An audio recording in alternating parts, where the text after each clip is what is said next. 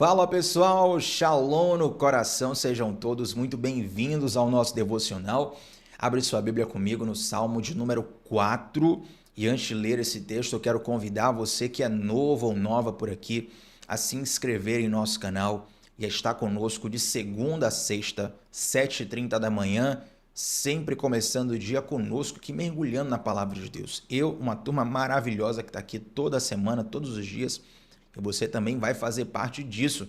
Vem com a gente, vamos para o Salmo número 4. Eu quero ler com vocês alguns versículos desse Salmo. O primeiro versículo, deixa eu colocar aqui numa versão bem atual, gente, para facilitar a leitura, mas eu vou ler os primeiros versículos, vou pular para os últimos também. Olha o que diz, versículo 1.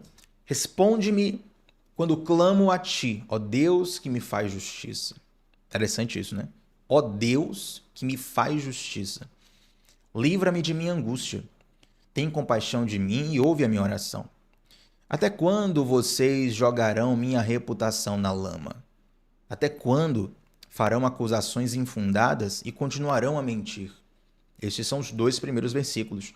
Estejam certos disso. O Senhor separa o fiel para si. O Senhor responderá quando eu clamar a ele. Olha que curioso essa convicção de Davi, né? Quando eu clamar ao Senhor, Deus vai responder. Então, cuidado com o que você tenta contra mim. Se eu clamar ao Senhor, ele vai entrar em meu favor. E aí eu quero pular com vocês para o versículo 7, que diz: Tu me deste alegria maior que a daqueles que têm fartas colheitas de cereais e vinho novo. Em paz me deitarei e dormirei, pois somente tu, Senhor, me guardas em segurança. Gente, o contexto no qual o Salmo número 4 é escrito é justamente aquela história onde Davi, ele sofre, digamos, um golpe de estado, por assim dizer, do seu próprio filho, Absalão. Absalão se rebela contra o seu pai, Davi. E Davi, ele tinha condições políticas, condições militares de lutar, resistir a esse golpe, né, vamos chamar assim, que Absalão deu. Ele tinha condições plenas de acabar com aquela rebelião e destruir Absalão. Mas por ser filho dele, por ter esse envolvimento sentimental forte de pai e filho, ele prefere fugir para não precisar matar o filho. Tanto é que quem mata Absalão não é Davi. É um servo de Davi que o faz contra a vontade de Davi. Cara, contra a vontade de Davi, ele vai lá, persegue Absalão, mata Absalão. Infelizmente, essa é uma história de uma tragédia familiar muito forte. E existem muitas lições nela. Mas durante esse momento onde Davi está fugindo do seu filho para não enfrentá-lo, para não ter um embate físico com ele, ele escreve o Salmo número 4 e ele fala dessa angústia que ele está vivendo. Não é apenas, gente, uma angústia de cunho político. Note que Davi, em toda a sua história, ele nunca foi apegado ao poder. Ele nunca foi apegado ao trono. Você vê diversos momentos onde Davi ele ora assim, dizendo: Senhor, eu posso perder tudo, só não posso perder a sua presença. Você pode tirar o trono, a coroa, o reino, pode tirar tudo, mas não se afaste de mim o teu espírito. Você vê que quando Absalão ele tenta fazer essa rebelião, Davi foge, Davi não se apega aos poderes políticos dele. Porque o que Davi se importava mais não era a ferramenta, não era o poder, não era a política. Ele se importava com o seu relacionamento com Deus. Embora Davi tivesse erros gravíssimos, assim como eu e você, todos nós temos falhas, mas Davi ele nos ensina até nisso, porque falhando e cometendo erros que nós não imaginaríamos que Davi cometeria se ali não tivesse escrito na Bíblia, se não tivesse escrito na Bíblia e alguém me falasse que Davi cometeu aqueles erros, provavelmente eu ia duvidar. Mas como está escrito na Bíblia, isso mostra a fragilidade que nós temos mesmo quando somos íntimos de Deus, mesmo quando buscamos a Deus verdadeiramente. Só que nesses momentos de falha, a gente precisa clamar a Deus por um perdão sincero, por uma misericórdia sincera, com um arrependimento sincero no coração, porque certamente um coração quebrantado e contrito, o Senhor ele não desprezará. Então, quando Davi está envolto nessa angústia terrível, isso já nos ensina uma coisa aqui, gente. A angústia, toda angústia que a gente vive, se ela for bem enfrentada, se o Espírito Santo de Deus estiver na condução e a gente seguir essa direção dele, essa angústia ela vai nos levar para mais perto de Deus. Olha, eu literalmente não sei quem ou quantos estão assistindo essa transmissão aqui agora. Mas eu posso garantir que, independente de quem estiver me assistindo, se você já teve experiência com Deus, você vai confirmar o que eu vou dizer. Os momentos de angústia normalmente são as plataformas onde a gente tem as experiências mais profundas com Deus. Se a nossa vida fosse um livro, e tivesse ali capítulos angustiantes nesse livro, você perceberia que nesses capítulos angustiantes, o personagem, nós, teríamos e temos experiências profundas e marcantes com Deus, justamente nesses piores cenários.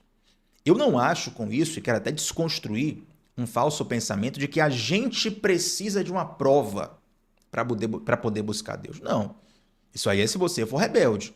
Se você for rebelde, de fato, Deus ele vai te colocar em situações de disciplina para você repensar algumas coisas.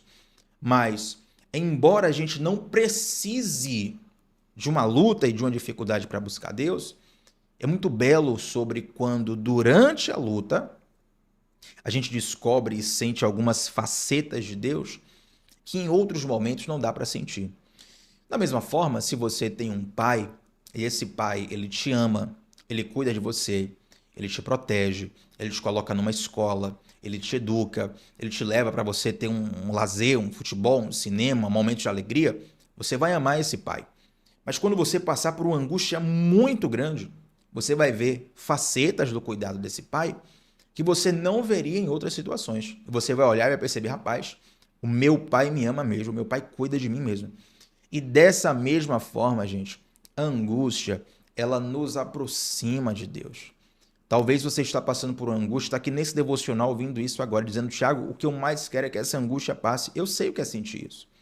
Quando nós estamos no meio da angústia, a gente quer que o tempo passe rápido.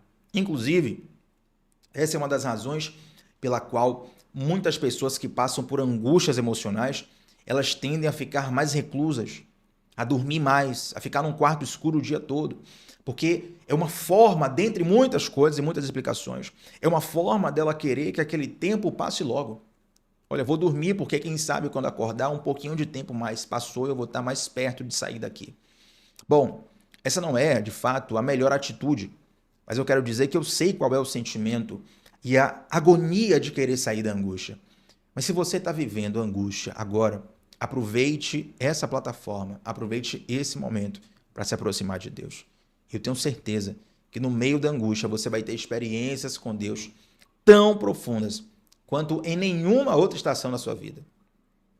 Nos momentos de angústia, Deus vai se revelar intimamente e pessoalmente para você, de modo que você sequer imaginava, sequer esperava. E, gente, sentir angústia de modo algum é errado. Na verdade, eu gosto inclusive de uma palavra do pastor e doutor Jonatas Leônio, né, que é um homem de Deus, já muito conhecido por muitas pessoas no Brasil, e um amigo pessoal, o doutor Jonatas, ele fala o seguinte: sentir não é pecado. Pecado é se entregar ao que sente. E, de fato, quando nós vamos para a Bíblia, a gente vê o próprio Jesus dizendo: a minha alma está angustiada até a morte. Sentir angústia não é pecado. Esses dias eu abri a caixinha de perguntas lá no Instagram e alguém perguntou assim, olha, o que é que você acha sobre depressão? Você acha que tem a ver com pecado, crise de ansiedade, síndrome do pânico? E eu coloquei assim na resposta, eu coloquei assim, olha, a melhor resposta eu vou repostar aqui. Eu recebi vários directs, não dava para postar tudo, mas respostas muito abençoadas. Eu peguei a resposta de uma irmã e colei, né? E, claro, obviamente, eu não fiz daquela pergunta um espetáculo. Eu pedi para as pessoas responderem, peguei a melhor resposta, publiquei, mas fui conversar com a pessoa no privado, diretamente. Vem cá, me conta aí o que está acontecendo. Como é que você chegou a esse lugar, a essa condição? Quais foram os detalhes da história? A pessoa me contou todos os detalhes. E, assim, uma história bastante lamentável, por assim dizer, que levou a pessoa a esse quadro. Inclusive, quando a pessoa começou a desenvolver esse quadro de depressão, de síndrome do pânico, perdão, depressão e síndrome do pânico, a pessoa relatou que a sua liderança espiritual, por assim dizer, falou, olha, eu não tenho nada a ver com isso é com você e Deus. Então, a má condução do caso foi piorando a situação. Piorando. Então, quando você vê uma situação má conduzida, Você pode chegar ao ponto de achar que angústia é fruto de pecado. Por que eu cito Jesus aqui? Sendo que muitos outros personagens também sentiram essa angústia. Para você saber que mesmo sem Jesus ter pecado, ele sentiu angústia. Sentir não é pecado. Pecado é se entregar ao que sente. Quando você se entrega ao que sente, então a emoção passa a ser um Deus na sua vida. Entende? Tem pessoas que passam por uma angústia e vão para o joelho, no quarto de oração, buscar Deus. Tem outras pessoas que passam por angústia, pegam uma arma e saem fazendo besteira por aí. Olha como é diferente você sentir e você se entregar ao que sente, compreende? Então, quando a angústia assaltar o teu coração, porque ela vem muitas vezes, a gente não consegue controlar ela vindo. Se a gente pudesse controlar, oh meu Deus, imagine, ninguém ia sentir angústia na vida. Mas ela vem, a gente não controla. Porém, a gente precisa saber, perdão, gente. A gente precisa saber que durante esse momento de angústia, primeiro, a gente não pode se entregar a essa angústia. Segundo, a gente tem um Deus que nos acompanha mesmo no meio dessa angústia. E nesse Salmo número 4, para a gente encerrar esse devocional, rapaz, que luta hoje a voz, viu? Mas Deus é bom. Nesse Salmo número 4, para a gente fechar o devocional, você percebe que Davi, ele, nesse contexto bizarro do filho querer tomar o reino dele, do filho querer destruir ele. Para quem não leu essa história ainda, Absalão ele chega ao ponto de fazer uma orgia pública, literalmente. Não é forma de falar, não, é literalmente. Ele pega todas as concubinas do reino e ele passa a ter relação com todas aquelas concubinas na frente de todo mundo. Que naquela cultura era uma simbologia de que agora ele mandava no pedaço. Então ele faz atrocidades com o pai dele, com o nome do pai dele. Mas diante de todo esse drama, diante de toda essa angústia que Davi está passando, ele fala assim, ó, o Senhor, ele me concede um nível de alegria acima do que aqueles que estão colhendo trigo, acima daqueles que estão colhendo vinho. E essa associação poética com o trigo, com o vinho, com a plantação, com a colheita, fala sobre a riqueza daquele tempo. Naquele tempo não existia real, não existia dólar, não existia euro. Naquele tempo a riqueza era baseado em elementos naturais, principalmente elementos de sustento, de manutenção diária, como trigo, como vinho, que dava o sustento para a pessoa comer, beber, se alimentar, vender e auferir outros produtos também. Então, basicamente, é Davi, nesse momento de angústia, se Davi estivesse aqui agora, no Brasil, século XXI, escrevendo esse salmo, ele ia dizer assim, ó, mesmo diante disso, o Senhor Deus me dá um nível de alegria maior do que aquele que ganha na loteria. O Senhor Deus me dá um nível de alegria maior do que um trabalhador recebendo seu salário no dia 5. Me dá um nível de alegria maior do que o maior nível que você imaginar. Sabe por quê? A satisfação que Deus nos dá no coração, o sustento de vida que Deus nos dá no coração, ele independe das circunstâncias da vida. Com isso. Não quero dizer que todo dia da vida você vai estar triste, perdão, você vai estar feliz. Não existe isso. Não existe você estar feliz todos os dias. Isso não é humano, isso não é esperado. Nem Deus espera isso de você. Não coloque sobre você expectativas que nem Deus tem, tá? Mas é importante que esses momentos de angústia, nesses dias difíceis, você saiba que Deus vai te fortalecer para você passar por eles. Deus vai te fortalecer para que você não se entregue a esses sentimentos. Entende?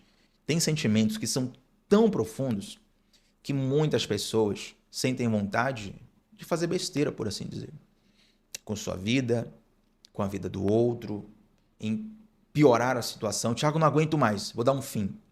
Calma, segura. Porque Deus está contigo para te fazer suportar esses momentos. Tem uma frase que é muito linda do Marcos Almeida, né, que cantava no Palavra Antiga. Eu não lembro se era uma canção ainda quando ele estava com essa banda ou já com a sua carreira solo, mas ele fala assim, toda dor é por enquanto. Essa frase é fantástica, é fenomenal. É uma das frases que eu olho assim e falo, olha, se a Bíblia fosse escrita no tempo de hoje, acho que essa frase aqui entraria como um salmo. Toda dor é por enquanto. Nós temos a convicção, a consciência em Deus de que um dia Ele enxugará dos nossos olhos toda lágrima. De que um dia Ele curará toda dor. Mas eu sempre faço questão de ressaltar. O Evangelho não é apenas a promessa de um futuro de esperança.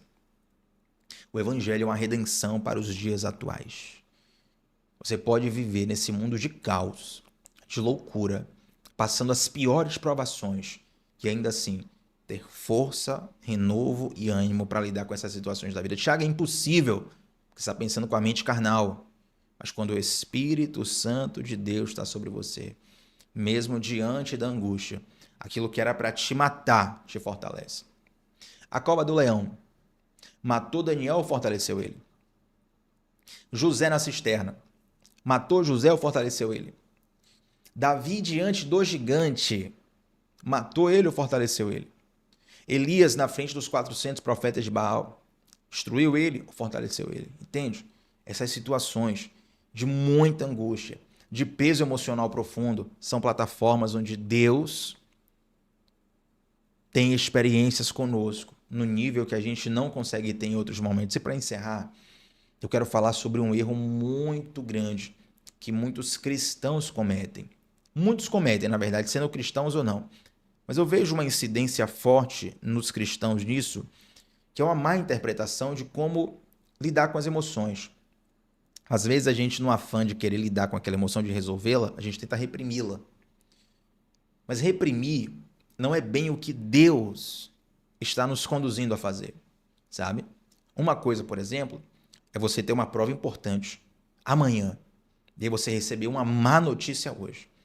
Você pensa, olha, eu tenho realmente uma prova muito importante para amanhã. Essa prova vai definir a minha vida profissional, minha vida pessoal, minha vida X.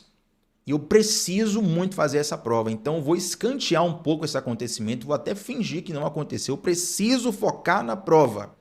Depois de amanhã eu resolvo. Essa é até sabedoria, inteligência. É você escantear um pouco. Peraí, não tenho tempo para lidar com isso agora. Deixa eu resolver isso aqui. Deixa eu fazer minha prova. Deixa eu vencer meu desafio. Mas outra coisa é você reprimir para sempre. É você estar sempre querendo varrer a sujeira para debaixo do tapete. Sabe o que acontece quando você está constantemente varrendo a sujeira para debaixo do tapete? Uma hora não vai ter mais tapete para você varrer sujeira. E aí quando você levantar o tapete, a sujeira vai estar toda ali, né? Se você estiver limpando uma casa, aí as janelas estão abertas e passa muito vento na casa. Aí você pensa, nossa, se eu não pegar essa sujeira aqui agora, o vento vai espalhar tudo. Deixa eu colocar aqui o tapete em cima, que é para dar tempo de eu ir na cozinha, pegar pá de lixo para poder catar. Aí você colocou ali debaixo do tapete temporariamente para aquilo não espalhar. Outra coisa é, todo dia você bota debaixo do tapete e não limpa. Todo dia debaixo do tapete, todo dia, todo dia, todo dia, todo dia. Querido, vai chegar uma hora que isso aí vai estourar de vez. Então, a ideia de Deus não é a gente reprimir o sentimento. A ideia de Deus é a gente redimir o sentimento. Sabe como que eu faço para redimir esse sentimento que está aqui no meu coração? Bom ou ruim? Bom ou ruim? Como que eu faço para redimir esse sentimento que está aqui no meu coração? Você vai pregar para o teu sentimento. Você vai dizer para ele o que Deus diz sobre você. Você vai declarar para o teu coração o que Deus fala sobre você na palavra. Tem um salmo que o próprio Davi diz assim: porque estás abatida, ó minha alma, porque estás contrita dentro de mim. Confia em Deus, espera nele, por sua salvação eu o louvarei. Note que essa fala de Davi não é para Deus. Davi fez uma oração que não era para Deus. Tiago, como assim, Tiago? Está na Bíblia.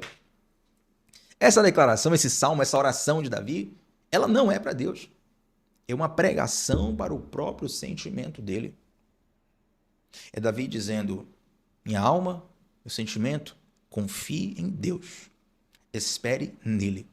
Por sua salvação eu ainda o louvarei. Legal, o que é que vai acontecer com sua vida se você ficar constantemente declarando maldição para você? E o que é que vai acontecer se você declarar a palavra de Deus para o teu sentimento? Entende? Por que a gente acredita no poder do mal e não acredita no poder de Deus? Prega para o teu sentimento. Prega para o teu coração.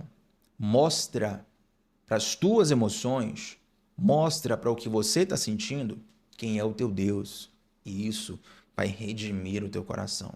Isso não te isenta de angústias, isso não te isenta de dores, mas te ajuda a lidar com ela da maneira necessária para para que durante esse sentimento de angústia, para que durante esse capítulo difícil, esse inverno da sua vida, você tenha uma experiência profunda com Deus.